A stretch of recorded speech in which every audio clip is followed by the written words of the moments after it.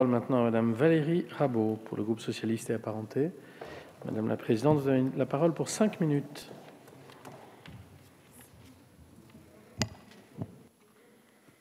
Monsieur le Président, Monsieur le Ministre, Madame la Rapporteure, mes chers collègues, cette proposition de loi vise donc à améliorer l'accès, le maintien et le retour dans l'emploi des travailleurs dits expérimentés, c'est-à-dire des personnes entre 55 et 64 ans. Alors évidemment, nous soutenons cet objectif et nous rappelons qu'il fait partie des objectifs de l'Europe 2020 qui avait été fixé dans l'agenda de Lisbonne dès 2000, qui fait partie des 5 objectifs en disant qu'il faut qu'il puisse y avoir un taux d'emploi des personnes entre 55 et 64 ans qui soit plus élevé que ce qu'il est. Quand on se compare avec nos confrères et amis européens, on est quand même très en retard, puisque le taux d'emploi est de 53,8%, quand il est en moyenne de 60,2% au sein de l'Union européenne. Et si on regarde nos voisins allemands, on est sur du 72%, donc ce qui fait quasiment près de 20 points de plus qu'en France. Notre taux d'emploi des travailleurs dits expérimentés, pour reprendre l'expression de la proposition de loi qui nous est présentée, cache aussi de fortes inégalités. La première touche la différence entre les hommes et les femmes, puisque le taux d'emploi des femmes est de 51% en 2019 contre 55,4% pour les hommes. La seconde inégalité touche la formation professionnelle.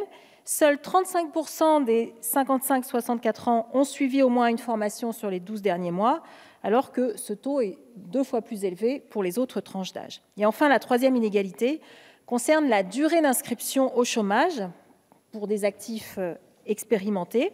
Celle-ci est en moyenne 2,3 fois plus longue que le reste de la population active. Donc forcément, comme vous, Madame la rapporteure, on est amené à se questionner et à se questionner sur les raisons de notre échec, notamment au regard de ce qui se passe dans les autres pays européens.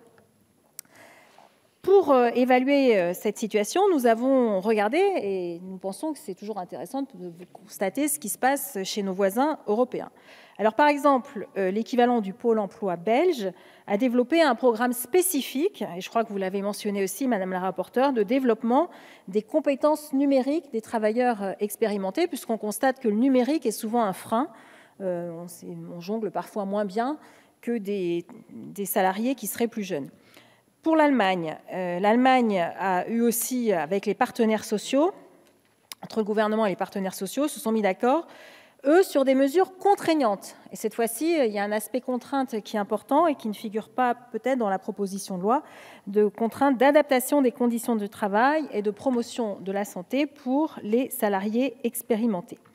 Alors, nous regrettons que dans cette proposition de loi, je rappelle, nous avons voté la précédente, et nous voterons la suivante aussi, repose sur la volonté des employeurs à les mettre en œuvre. C'est-à-dire qu'effectivement, je sais bien, il faut toujours être incitatif, positif, partageons cette volonté-là, mais parfois, quand ça fonctionne moins bien, il faut être un peu plus qu'incitatif.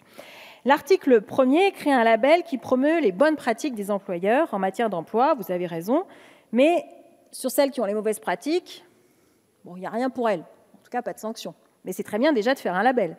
L'article 3, et ça c'est bien, enrichit l'entretien professionnel pour la 45e année du salarié avec un temps dédié. Bon, alors là-dessus, comment on peut véritablement agir si on considère que les salariés âgés entre 55 et 64 ans ont déjà un taux d'accès à la formation professionnelle 2 fois moins élevé que les autres classes d'âge.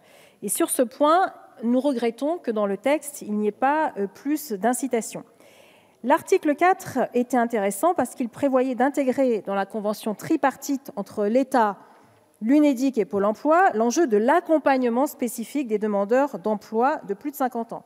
Alors, Monsieur le ministre, nous ne comprenons pas pourquoi la majorité qui vous soutient l'a supprimé en commission. Il faut rétablir cet article. Cet article nous paraissait aller de bonne loi et en tout cas permettre d'atteindre l'objectif qui est visé par cette PPL. Et enfin, l'article 5 prévoit d'enrichir l'entretien sur les droits à la retraite d'un point dédié à l'accès à la retraite progressive. Et ça, c'est une bonne méthode aussi. Mais il ne remet pas totalement en question, alors que la Fondation européenne pour l'amélioration des conditions de vie et de travail a remis en cause son efficacité. Moi, je pense qu'effectivement, on peut réfléchir et en tout cas avoir une expérimentation sur ce point. Alors nous nous abstiendrons sur cette proposition de loi pour les points que j'ai soulevés, mais encore une fois, l'objectif et le remettre en discussion dans cet hémicycle nous paraît extrêmement intéressant et en tout cas va dans un sens qui nous semble favorable. Je vous remercie. Je vous remercie, Madame la Présidente. Nous passons à Madame Agnès Thiel pour le